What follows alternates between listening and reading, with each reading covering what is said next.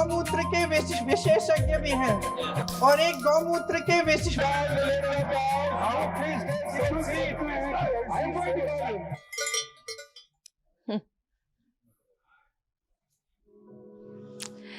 Good morning, सुप्रभात।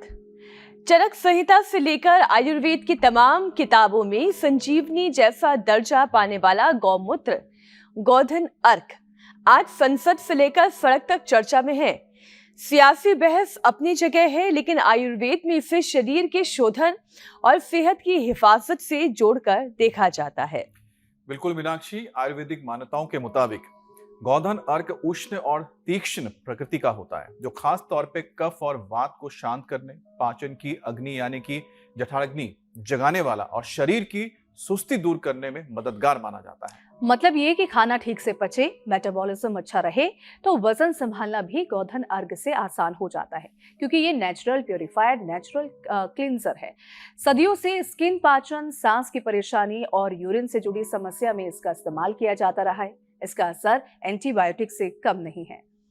और इतना ही नहीं ईशा, आयुर्वेद के मुताबिक मेंटल हेल्थ को बेहतर करने में भी गोधन अर्क कारगर है। इसकी एक और खासियत है, इसे बायो एनहांसर माना जाता है, यानी कि किसी भी आयुर्वेदिक दवा या फिर जड़ी बूटी के साथ लेने पर शरीर में उस दवा को बेहतर तरीके से एब्जॉर्ब करने की क्षमता बढ़ती है।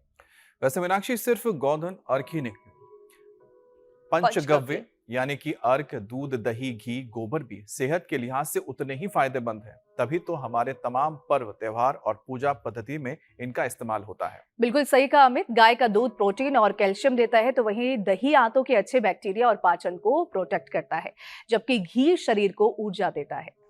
यानी कि शुद्ध आहार, संतुलित दिनचर्या और आयुर्वेद की समझ और योग की रेगुलर प्रैक्टिस, इन सब का मेल अगर हो जाए तो तन में ताकत, मन में सुकून और लंबी सेहतमंद जिंदगी की गारंटी तो पक्की है।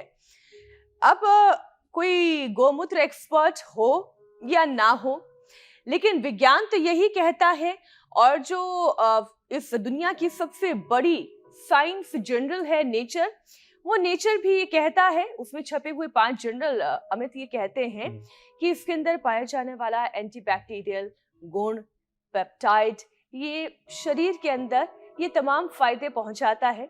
लेकिन सियासत अपनी जगह है, विचारधारा अपनी जगह है, इसलिए आज ये चर्चा का विषय बना हुआ है, जबकि हमारे पूर्वजों से लेकर आज की पीढ़ी तक ये जानती है कि गौमूत्र के फायदे क्या क्या है।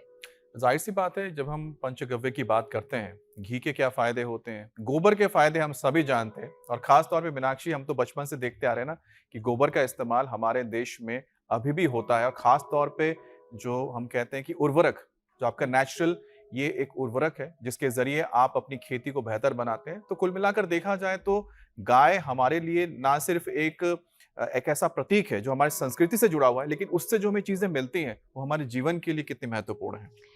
चाहे अब घर को गोबर और मिट्टी से लीपने वाली वो पुरानी परंपरा हो, या फिर घर में पूजा पाठ में इस्तेमाल होने वाले उपले हो। बिल्कुल उपले।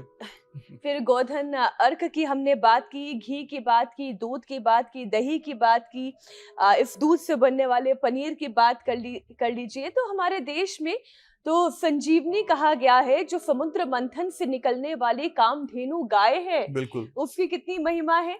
तो हम अगर डिस्कशन करना शुरू करें तो शायद पूरा दिन लग जाएगा गाय के ऊपर चर्चा करते करते।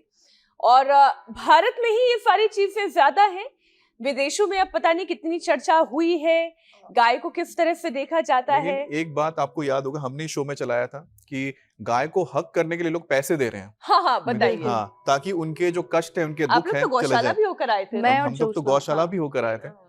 और कहा तो ये भी जा रहा है कि जो गोधन अर्क की हम बात करते हैं, उसको लेकर तो कितने शोध चल रहे हैं, और यहाँ नहीं, पाश्चात्य देशों में, पश्चिमी देशों में और कई जगहों पे तो इसके को लेकर पेटेंट भी रखा गया है।